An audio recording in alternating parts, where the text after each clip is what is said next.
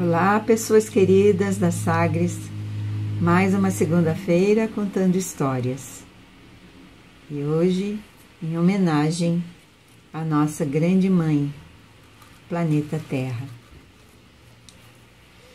Era uma vez um grande palácio asteca, onde morava os seus governantes e seu filho pequeno, de nome Montezuma.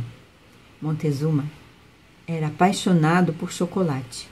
Ao fim da tarde, sentava-se na varanda da sua casa com seus pais para apreciar o pôr-do-sol, se admirar com aquele efeito que dava no céu, das cores e das estações. Então, ele bebia a sua caneca de chocolate e ouvia histórias que sua mãe, gentilmente e amorosamente, lhe contava. Neste dia, ela contou a história dos seus antepassados astecas.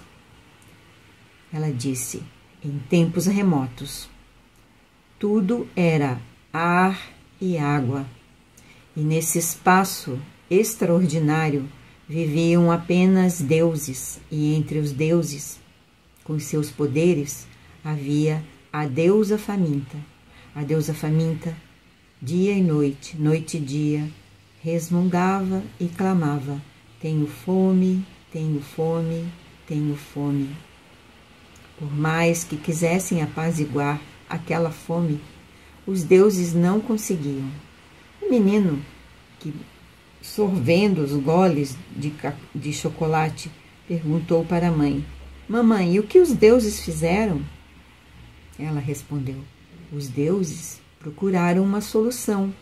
Assim, o deus do raio foi conversar com o deus serpente emplumada e com o deus espelho fumegante. Cada um dos dois tinha grandes poderes.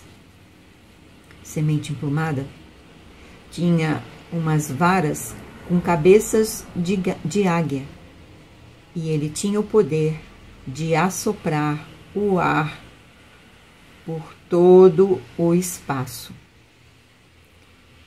O espelho fumegante tinha o poder de ver tudo, acima e abaixo, por mais que fosse distante, pois no seu peito havia um espelho mágico e as suas pernas, serpentes, se enroscavam nela. Assim, eles também tinham poderes de se transformar. Eles pensaram como poderiam fazer, pois, em dado momento, era verão, e a água, lá embaixo, evaporava. E em dado momento, era inverno, e a água congelava totalmente. Então, esperaram a estação do meio, o outono ou a primavera, quando que seria mais apropriado para descer do alto a deusa faminta, por mais que ela clamasse por fome. E não era para menos, pois o seu corpo inteiro era cheio de bocas. Tinham 100 bocas que clamavam por comida. E assim foi que a primavera surgiu e eles, então, resolveram fazer o seu plano. Pegaram a deusa, colocaram nas asas da serpente emplumada e amarraram com as serpentes das pernas do deus espelho fumegante. Assim, eles desceram lá do alto calmamente até chegar na superfície das águas, daquela imensidão de águas lá embaixo. Depositaram aquele corpo que borbulhava em cada boca um pouco da água, como pequenos chafarizes, e parece que ela foi se acalmando. Depois de um tempo, ela começou a se revoltar. Tenho fome, tenho fome, tenho fome. E por mais que gritava, mais se enfurecia. E eles, que foi dado a esta missão, não tinham mais o que pensar. Então, usando dos seus poderes, transformaram-se em serpentes gigantes já que eles tinham observado as águas e não viram nenhum alimento naquelas águas e nem no ar. Então, o jeito era envolvê-la, esticá-la, fechar aquelas bocas, por mais que fosse impossível fazê-lo, e eles começaram a enrolar as serpentes, transformados agora em grandes serpentes, e foi uma luta.